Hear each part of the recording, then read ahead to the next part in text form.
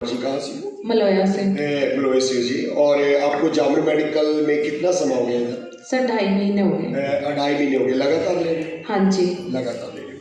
तो आपकी उम्र कितनी है मैडम? 34। 34। कितनी उम्र है जी? 34। 34 उम्र है जी। और इतनी कम उम्र में आपको प्रॉब्लम क्या है? सर मेरे को रीढ़ की हड्डी की L4 की प्रॉब्लम आई थी जी। तो जब मैंने डॉक्टर के पास गई तो डॉक्टर ने वही बोला कि या तो मेडिसिन से अगर ठीक हो गया अदरवाइज फिर सर्जरी करनी पड़ेगी। जी। तो बेड रेस्ट बोल दिया था डॉक्टर ने मेरे को टोटली।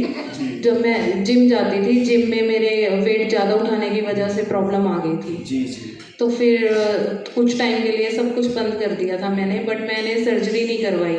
फिर मेरे मम्मी यहाँ आने लगे, उन्होंने मेरे को बताया कि वहाँ पे जा कि वहाँ पे सही हो जाएगा। जी। फिर यहाँ आने से सर मेरे को काफ़ी फ़र्क पड़ गया। जी।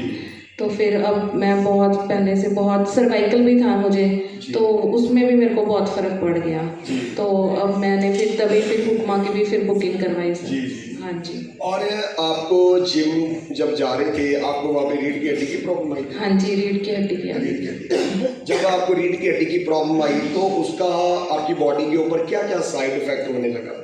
सर मेरे को जैसे झुकने में बहुत दिक्कत आती थी, बहुत ज़्यादा पेन रहता था, पेन किलर खाना पड़ता था मेरे को।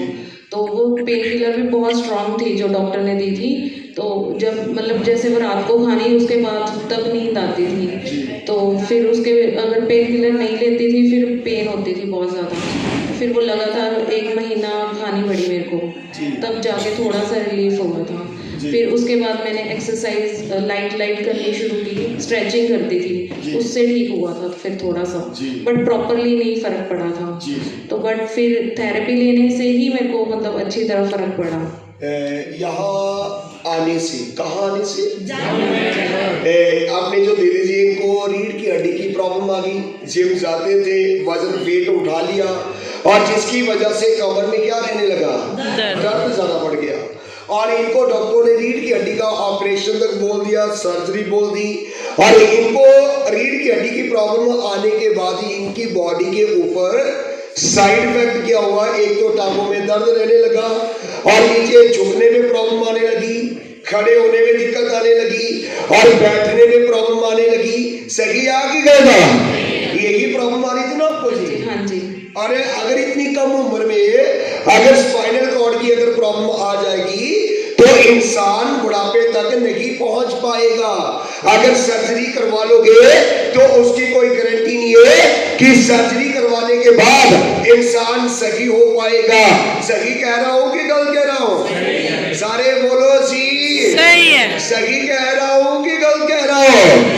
बिल्कुल सही कह रहा हूं। जब आप डॉक्टर के पास गए, कंसल्ट करा, आपने बातचीत करी होगी, उन्होंने कहा होगा सर्जरी करनी पड़ेगी। क्या डॉक्टर से आपने सवाल पूछा अगर मैंने ये सर्जरी अगर करवा भी ली तो उसका मेरी बॉडी के ऊपर कोई किसी तरह का साइड इफेक्ट तो नहीं होगा? सर्जरी करवाने के बाद क्या मैं बिल्कुल सही हो जाऊंगी? सर मैंने पूछा नहीं क्योंकि मैं तब वहाँ तक गई नहीं सर्जरी तक।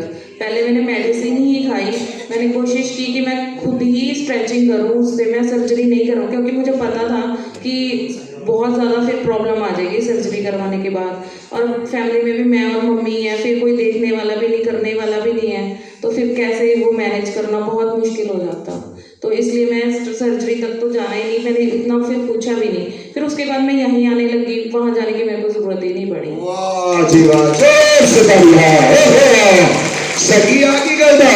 आपने जो दीदी जी इनको सेहत देने वाली मशीन का क्या नाम है?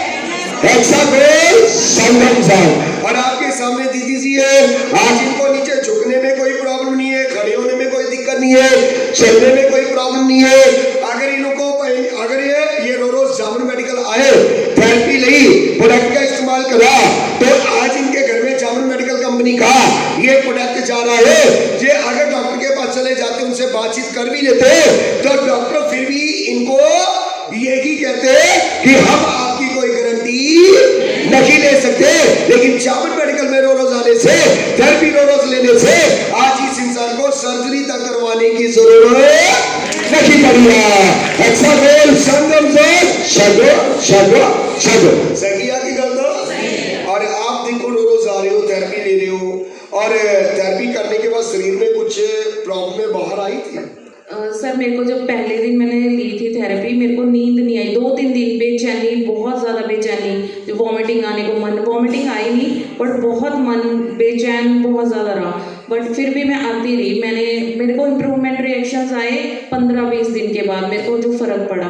बट मैंने आना नहीं छोड़ा, पर मैं डेली आती रही क्योंकि आपने बोला था कि पॉजिटिव रहना है, नेगेटिव नहीं होना।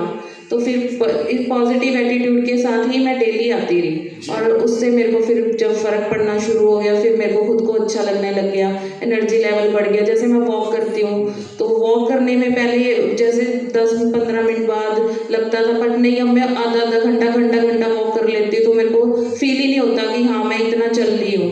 तो मतलब कि एनर्जी लेवल इतना अच्छा बढ़ गया पहले से। एनर्जी लेवल क्या हो गया, इतना अच्छा बढ़ गया। अब एक घंटा अगर मैं पैदल चल भी सकूं ना, फिर भी मेरे को कोई किसी तरह की प्रॉब्लम दिक्कत नहीं आएगी।